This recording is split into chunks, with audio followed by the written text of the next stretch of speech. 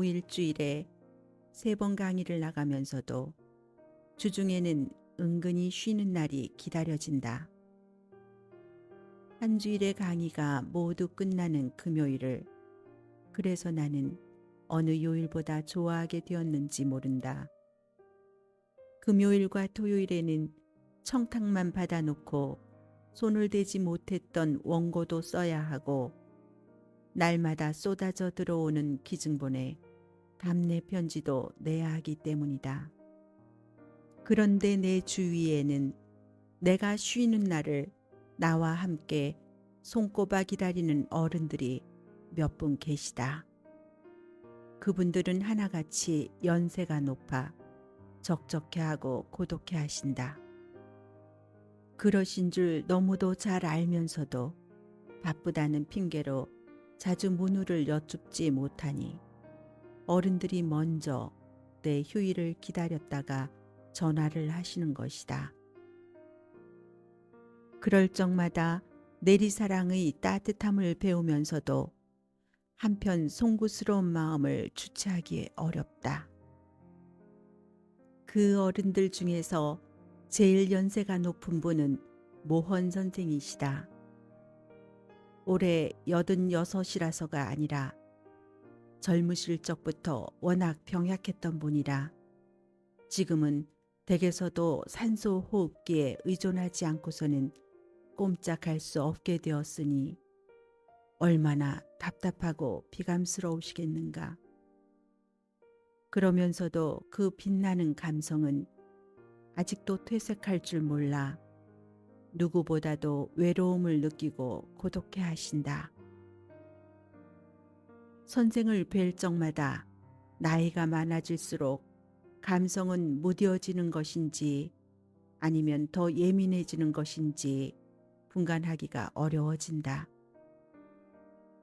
그러나 선생의 그 감성이 자신을 더욱 애달프게 하는 것을 보면 노인의 감성은 아름다운 것이 아니라 오히려 슬픈 것이지 않을까 하는 생각이 들 때가 많다. 선생은 늘 5월을 기다리셨다. 금화 선생이 전나무의 바늘잎도 연한 살결같이 보드랍다고 예찬한 그 5월을 그토록 간절히 기다린 것은 여느 사람들처럼 상춘하기 위해서가 아니었다. 밤새껏 고통스러워하던 환자가 아침을 기다리듯 마른 나뭇가지에 물이 오르는 5월이 오면 병상을 털고 일어날 것 같은 눈물겨운 희망 때문이었다. 그러나 그렇게 기다리던 5월은 수없이 실망만을 안겨주고 지나갔을 뿐 선생에게는 결코 만물이 소생하는 5월이 아니었다. 선생은 이제 더 이상 5월을 기다리시지 않는다. 5월을 기다릴 때는 병이 회복되었으면 하는 생에 대한 희망이 있었지만 그 희망을 버린 지금 선생이 기다리는 것은 오직 하나, 당신의 신이 당신을 불러가실 바로 그날일 뿐이다. 노인의 기다림은 안쓰럽고도 애달픈 고독의 몸짓이다. 미국의 사상가 헨리 데이비드 소로는 고독을 예찬했지만 그는 고독이 무엇인지도 모를 45세의 세상을 떴다. 젊은이들은 고독을 어쩌다 찾아오는 달콤한 손님처럼 환대하지만 노인들에게는 정녕 피하고 싶은 힘겨운 손님일 뿐이다. 선생의 글 가운데에는 노인의 고독을 무인도에 비유한 구절이 있다. 무인도라 해도 갈매기는 날아오고 배들은 지나간다. 그러면서도 무인도가 고독한 것은 그냥 존재할 뿐 관계의 의미를 지니지 못하기 때문이다. 아무도 찾지 않는 무인도에서 노인들이 할 수 있는 일이란 막연한 기다림, 그것밖에는 없지 않을까.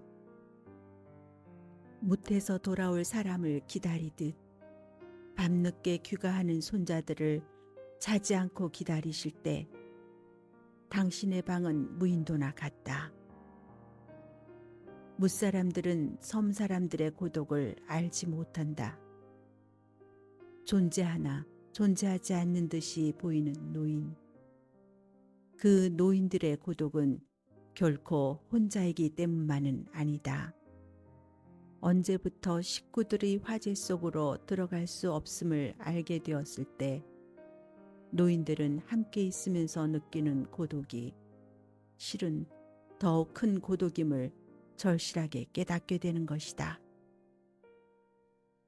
아무도 덜어줄 수 없는 절대 고독 속에서 노인은 날로 무인도가 되어간다.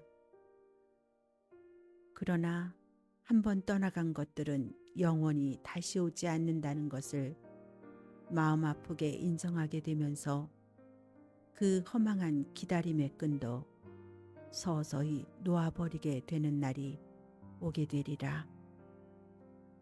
그런데 그 기다림에서 완전히 해방되면 정녕 안식이 찾아오는 것일까?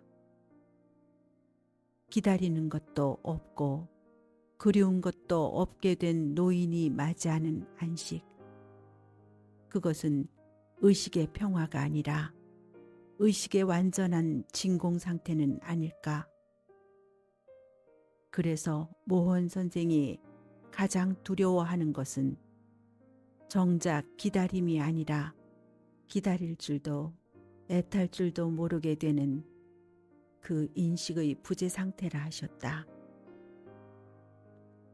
기다린다는 것, 그것은 아직도 생명의 불씨가 살아있다는 증거다.